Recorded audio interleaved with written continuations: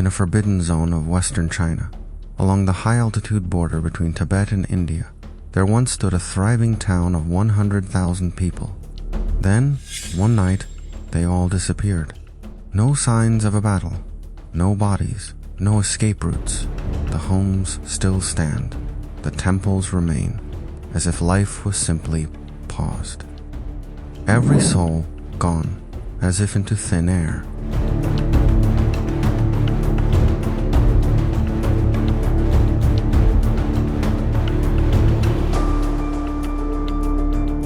Was it an invasion, meticulously erased?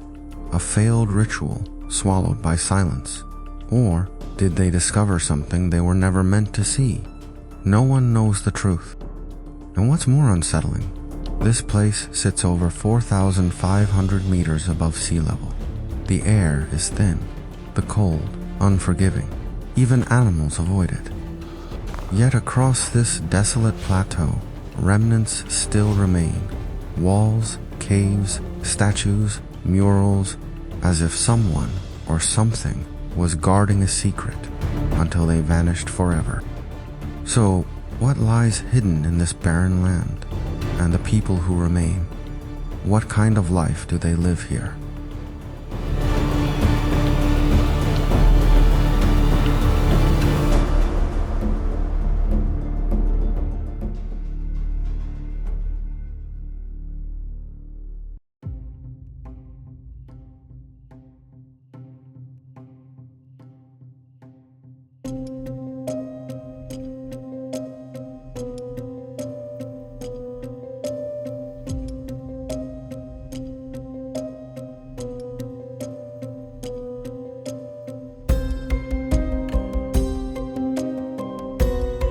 The road stretches slowly beneath the highland sun, a thin thread cutting through the yellow earth and bare rock at 4,500 meters above sea level.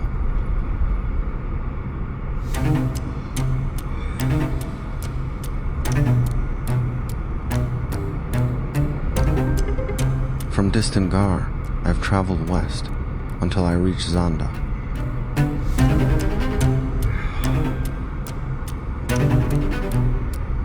A quiet town surrounded by mountains, where the landscape feels more lunar than terrestrial. And yet, people live here.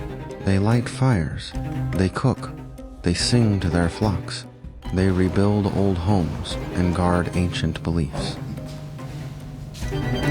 晚上太冷了就不出去了，就在酒店吃。酒店那个柴火鸡还挺有名的。我提前45分钟订的。这个地方他吃饭晚，这已经晚上9点了。这个饭店才那个开餐。而且我发现一个事儿，就是在他们这个本地，就是像这个感觉6、7点钟的时候，街上没啥人。 但是到晚上人就多，看你的了。哇塞！ In a modest local hotel, a pot of chicken simmers over firewood, potatoes, dried chilies, and meat dancing in the flames. 哇塞！这个辣味合适吗？可以，非常好，我看着就很有食欲。谢谢。太好吃了。谢谢啊。The flavor is simple, but strangely, it warms the soul. In places we once deemed uninhabitable, life never left. Which brings us back to the question, if people can live here now, why did 100,000 vanish then?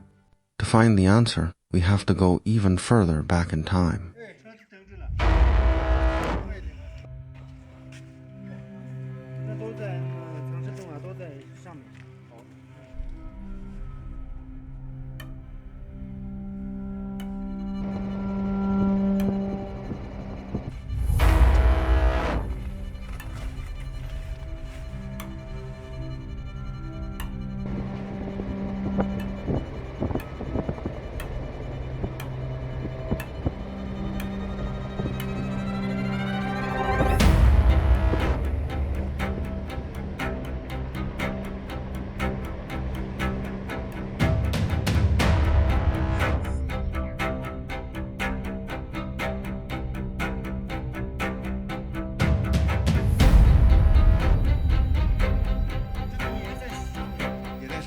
I stand in the ruins of a dead city. This is one of the places where they disappeared. Its name is Guge, a city from long ago, built outside the bounds of time and buried deep within it.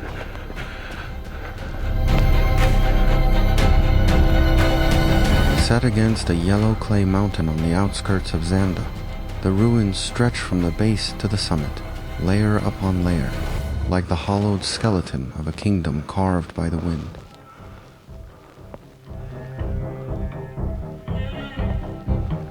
It's hard to imagine that in such a dry, cracked, and isolated place, royalty once lived, monks once chanted scriptures, and children once ran laughing through the stone stairways. 1,000 years ago, this was the most prosperous settlement in western Tibet. At its peak, Guge was said to have more than 300 rooms, nearly 900 cliffside caves, and a thriving capital with thousands of residents. Incense never ceased to rise. Faith here once touched the sky. Now, the city remains, but its people have vanished. There's only wind and the whispers left behind in cave murals and hollow chambers, telling stories no one finished. 你好。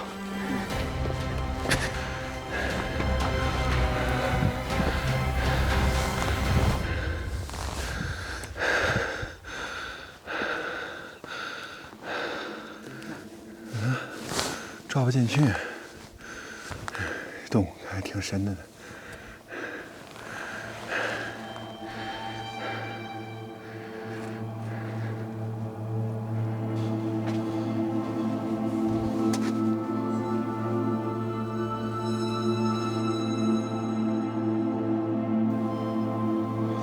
I stepped into one of the ancient caves of Guge. The entrance was narrow and low. I had to crouch as I entered. 里边没啥。 Inside, it was darker than I expected. The light only reached a little past the opening, and the rest dissolved into stillness. The air smelled of dust and old soot, the kind left behind by fire long extinguished.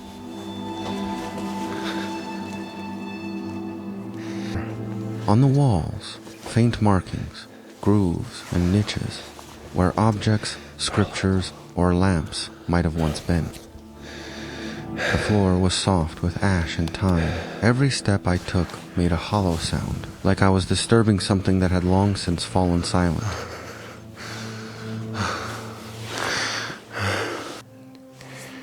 People once lived here.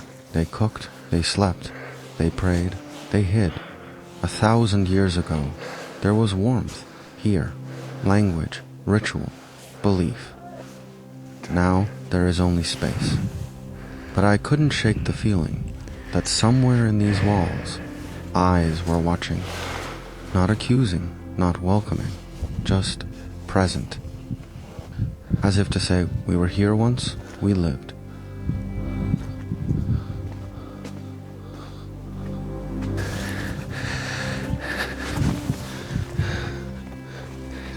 不知道这是他们睡觉还是生火做饭的地方，钻进来了。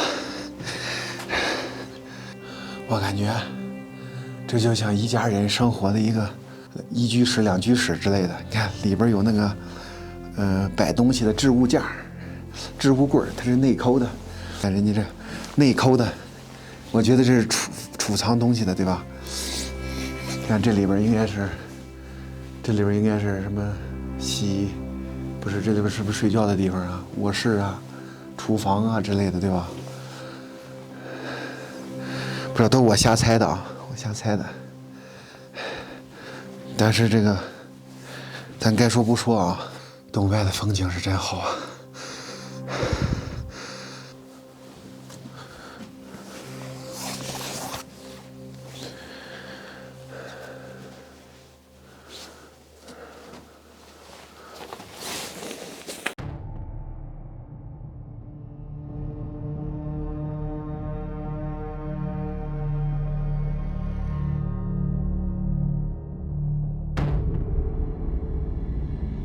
In the 10th century, after the fall of the Tibetan Empire, civil war tore the land apart. The king Lungdharma was assassinated, and Tibet plunged into chaos. Darkness followed. In the chaos, one of Langdamar's descendants, Kai Neamgon, led a group westward, leaving the heartland of Tibet behind. They crossed mountains and valleys, eventually reaching the far western reaches of the plateau, what we now call Ngari. There, on the forgotten edge of the world, he was accepted as king. A new order began to take shape. In his later years, Kiatnaya Magong divided his realm among his 3 sons. Each established an independent kingdom. One of them would become the Kingdom of Guge.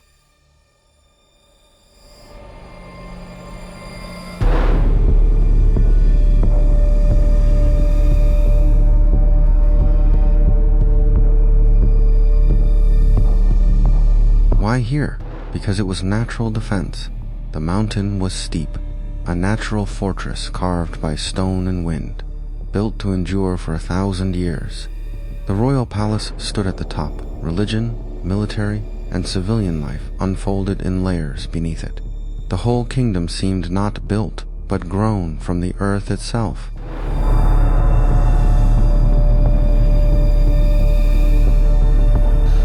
要攻打这个王朝太难攻打了，这真是易守难攻。你说这坡上面净那小沙粒石子儿，一爬就滑个大跟头。他们说一夜之间10万人消失，这个具体我得回去考证考证，这个听说的而已。但是你现在你说住10万人，我相信吗？我觉得光这一座土山上住10万人，够呛吧？可能这周围这一片住下10万人差不多。你看这中间好多地方其实可以种东西，是吧？走了。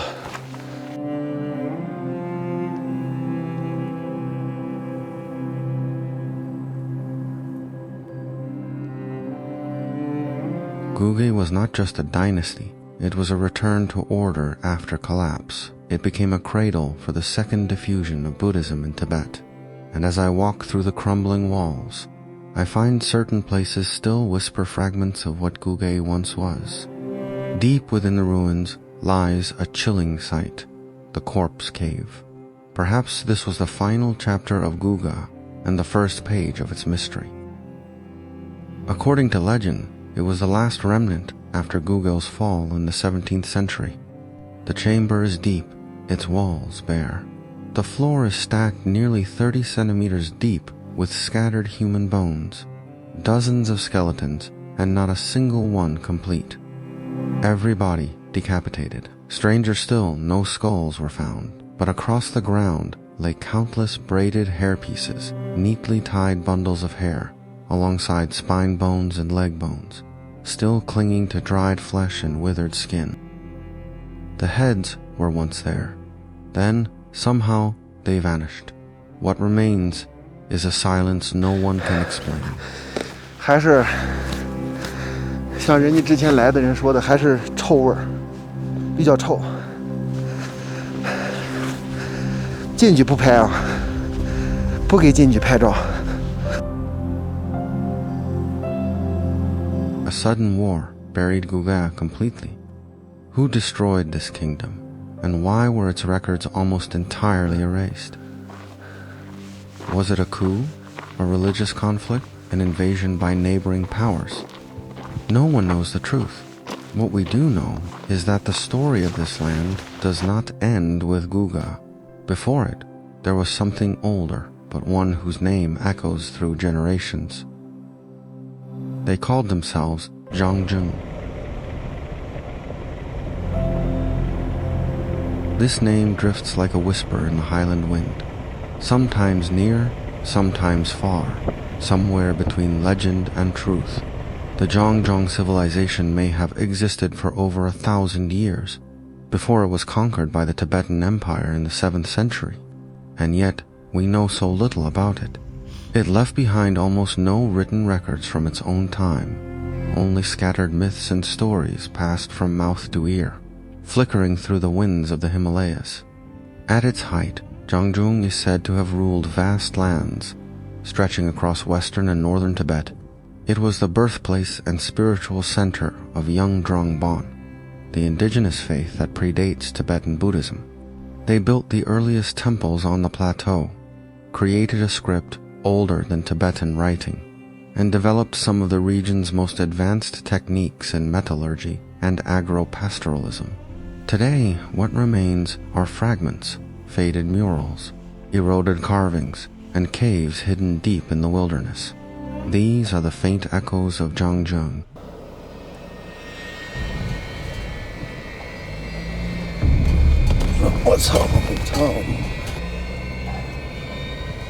In time, Zhangzhung was overtaken by the rising power of the Tibetan Empire. As the empire pushed westward, the once mighty kingdom vanished into the fog of history, leaving behind its legends, its deities, and its unanswered questions. But the secrets of the Ngari plateau didn't vanish with Zhangzhung. In local legend, Zhangzhung's mysterious capital still stands, isolated and silent in the wilderness, a place the locals call Silver Castle of Choyanglong.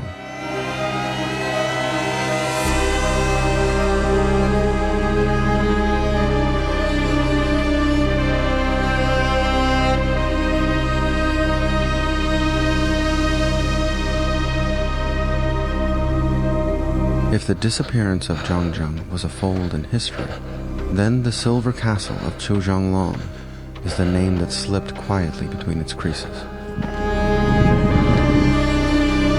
It was not built by the Tibetan Empire, nor was it the royal seat of Guge. It was something older, the very heart of Zhangzhung. Its story is scarcely mentioned in official chronicles, but scattered metaphors remain in ancient scriptures, and its name echoes persistently through local legend.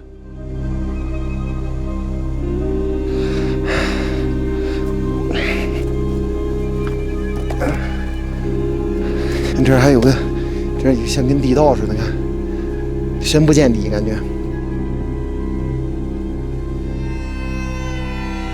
The Silver Castle of Choyanglong stands alone in the northwestern wilderness of Zenda County, Ngari, isolated among the mountains, without villages, without temples, not even a proper path leading to it. It sits like a silent monolith, abandoned along the fault lines of forgotten civilizations, said to be the capital of Zhangzhou. Yet even the names of its builders have been erased by centuries of wind and sand. All that remains is legend, that the capital of Zhangzhung was a fortress of shimmering silver. Tuyong refers to the great Garuda, the sky-dwelling bird of Tibetan mythology. Long means valley. Together, they evoke a silver fortress where the Garuda once perched.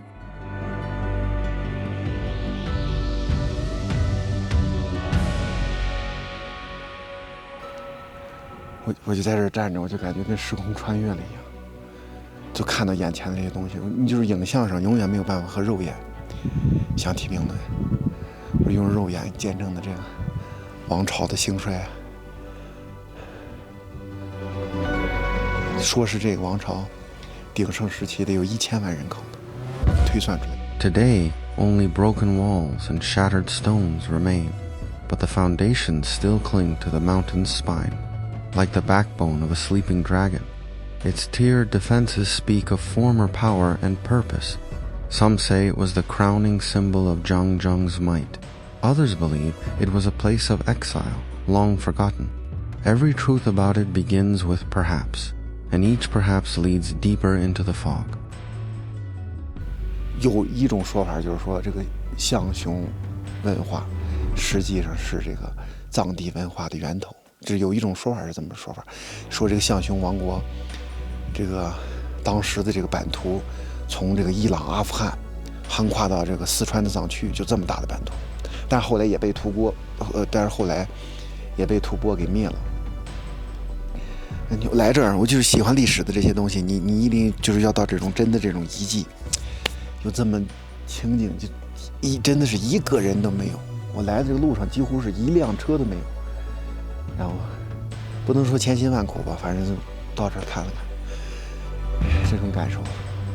No one knows its true name, but deep in the wilderness of Ngari, the remaining stone walls still whisper of an ancient kingdom once guarded by the wings of a sky-born bird. Because the shape of the mountain resembles an outstretched Garuda, the people gave it a name, the Silver Castle of Zhangzhung, a mystery still, waiting to be solved.